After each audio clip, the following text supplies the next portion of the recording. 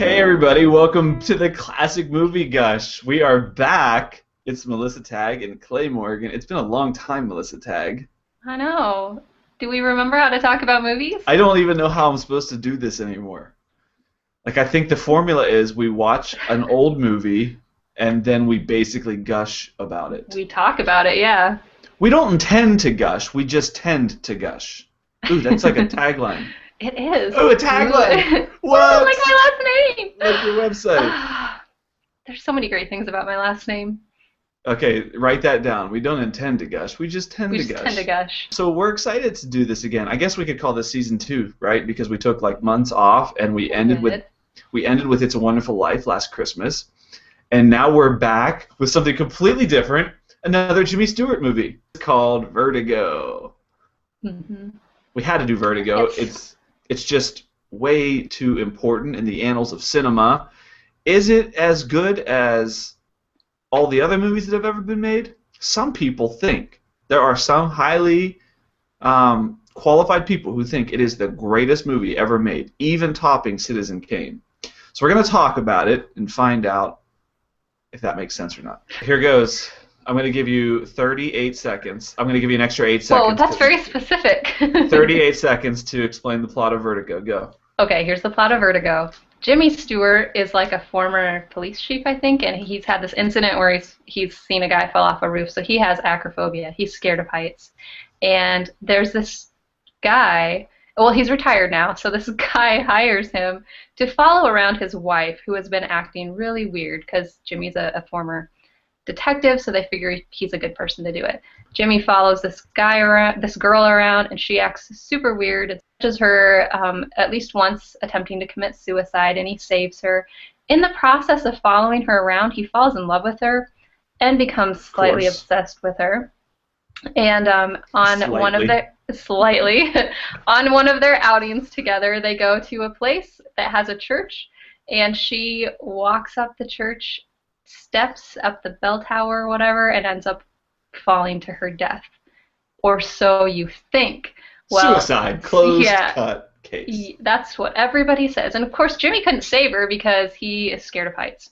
Well, sometime later he sees a girl that looks exactly like this woman and starts following her around and convinces her. Yeah, it really does get kind of creepy because he's super obsessed.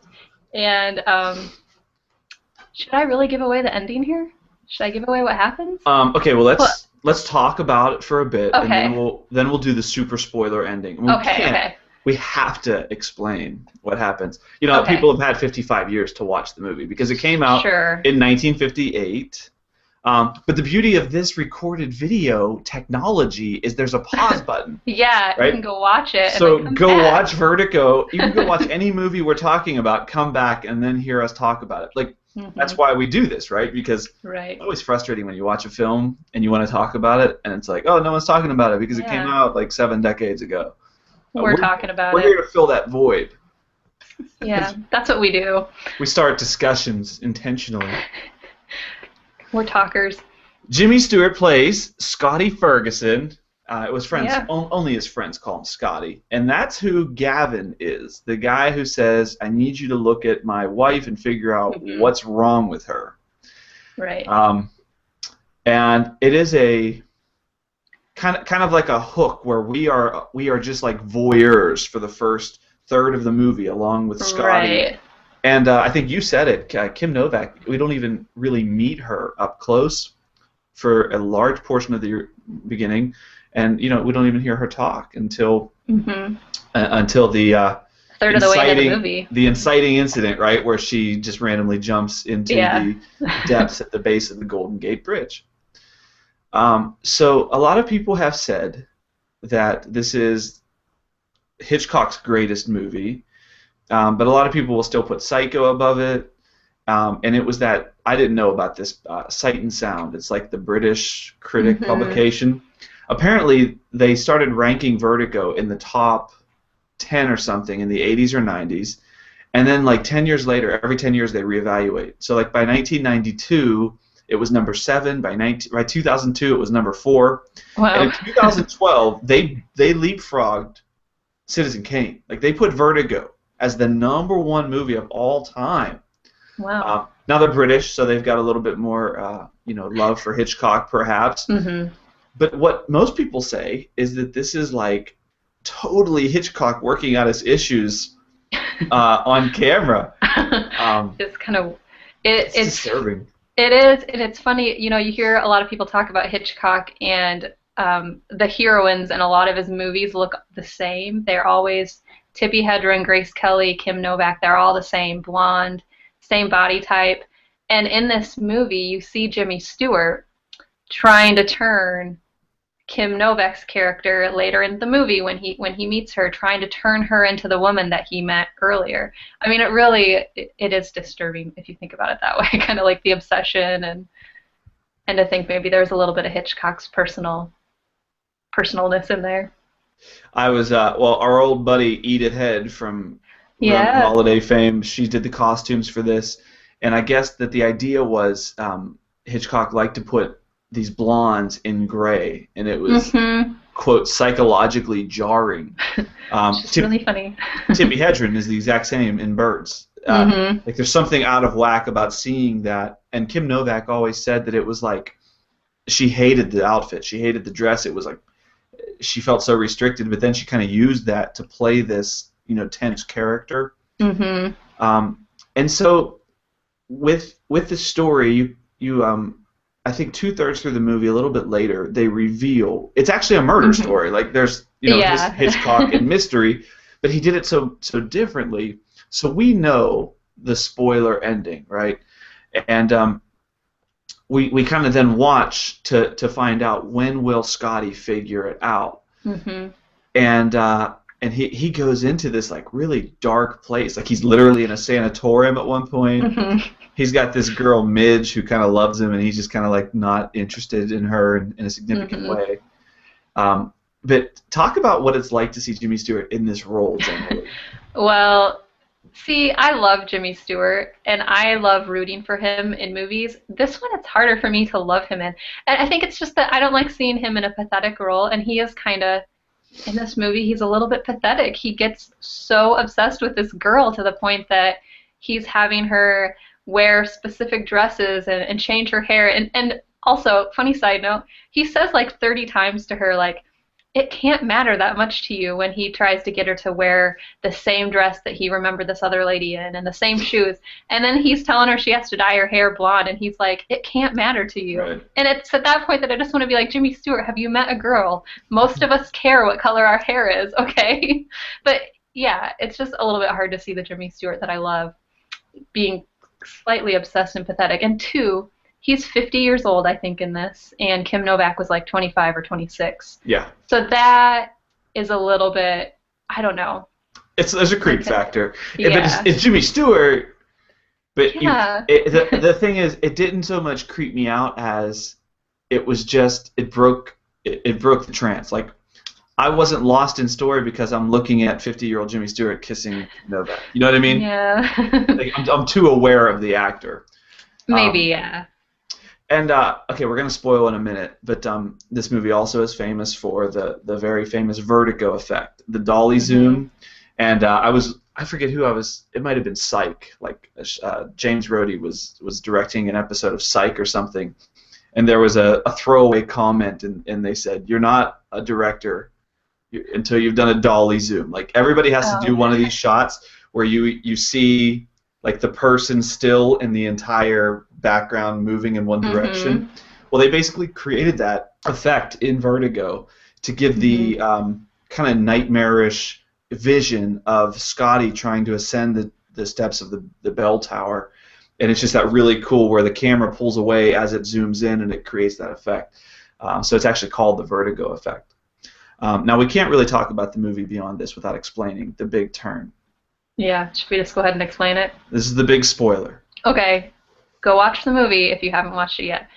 So we've explained that this lady dies, and then Jimmy Stewart meets somebody that looks exactly like her. Well, it's her. And they actually let you know this really soon into it. You get to see her writing a letter to Jimmy Stewart's character telling him that the entire thing, his following her dying, at least he thinks she dies, it's all a big part of this guy's plan to kill his wife. She's not actually the guy's wife. She's just an actress that he's hiring to pretend to be the wife and to pretend to be crazy. So when she climbed up the bell tower and supposedly committed suicide, the husband pushed his real wife out the window. And so now it's years later, and Jimmy Stewart is re-encountering her, and she helped with the murder. And he's going to figure it out.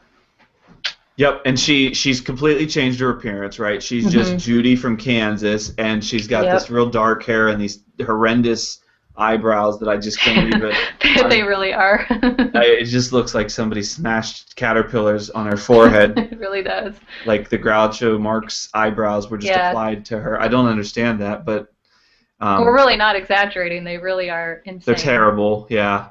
Like they make Barbara Stanwyck's wig in Double Indemnity look like Jackie O. Yeah. So the interesting thing though is they reveal it. Like he basically walks up to her room and he was like, "I just have to talk to you just because you look like somebody I know." And he was like, "I'm coming back in an hour for dinner." And then she kind of like looks into the camera, and then we get the flashback. Yeah. This was based on a novel that was a French novel, and when they adapted it, the novel, I guess, it reveals it like right at the end of the book. Hitchcock wanted this early revelation, and he got so much mileage out of that last third of the film. But it's really interesting.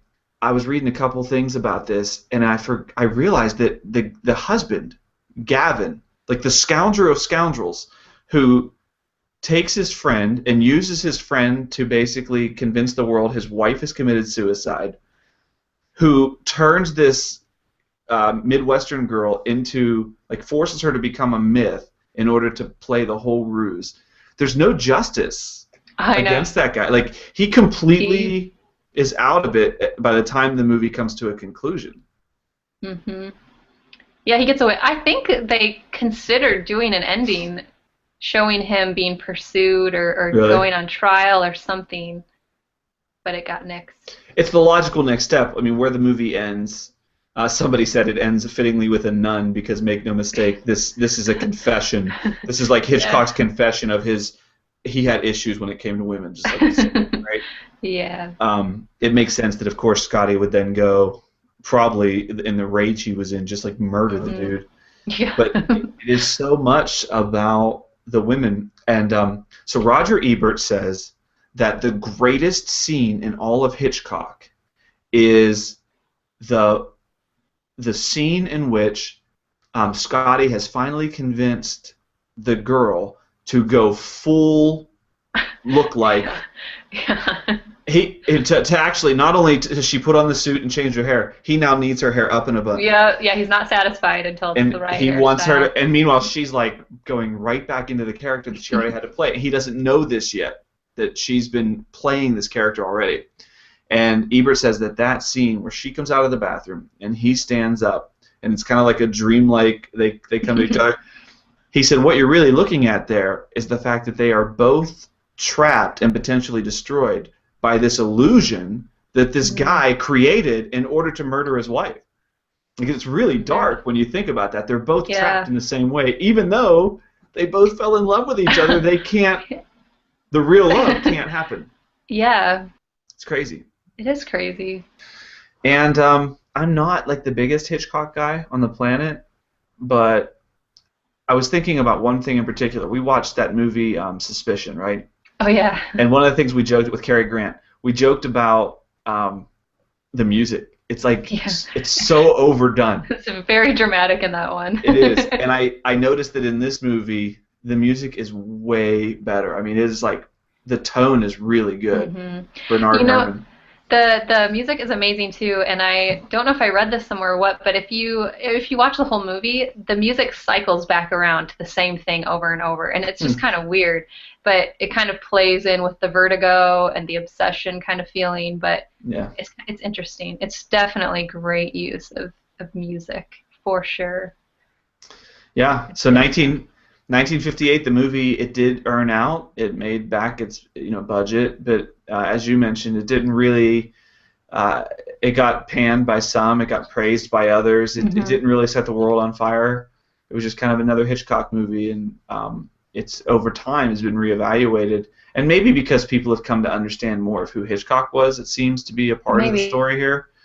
Ebert said something like, Hitchcock, his female characters are often just like put through the ringer, and from the costumes they're in, there's like all this stuff about it, but the characters, they really are tortured. And he said this story is so perfectly woven that by the time we see the climax in the bell tower, it's not just Jimmy Stewart's like losing his mind. You really see what has happened to what's her name, Judy. Like, you really see how she has suffered, and that she has basically lost her chance at love by being complicit in this plot, and that's probably as close as Hitchcock ever comes to really creating a sympathetic female lead.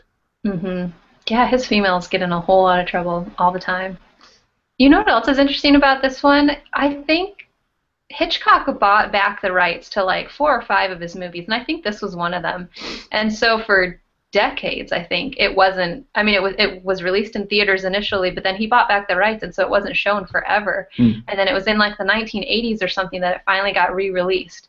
And it's interesting that it's more recently too that it's bumped up in people's estimation. So it just makes you think if people saw it maybe once or twice when it first came out, and then just didn't understand it at the time, and then once it was finally out there for public consumption again, people started to realize kind of how different and how much, I don't know, there's just a lot of art to this movie, even if it's not, we've talked about how it's kind of long and it has some slow spots, but it's a very artistic movie in a lot of ways. I wonder if any of that was impacted by, we talked about It's a Wonderful Life and how that basically was like just vanished. Yeah. By the time this movie came out on home video, Jimmy Stewart was he was George Bailey, and he had, I mean, Jimmy Stewart was famous for decades, but by the 80s, he was like living legend status. So maybe there was like, oh wow, this is George Bailey in this crazy dark role. Maybe there was just a real fascination there. It could be. I don't know. So let us know. We're back. We get to talk about movies. Hopefully some of you have seen Vertigo. If you haven't, go see it. Let us know what your favorite Hitchcock film is. Can you handle Jimmy Stewart? I bet some people can't even handle it.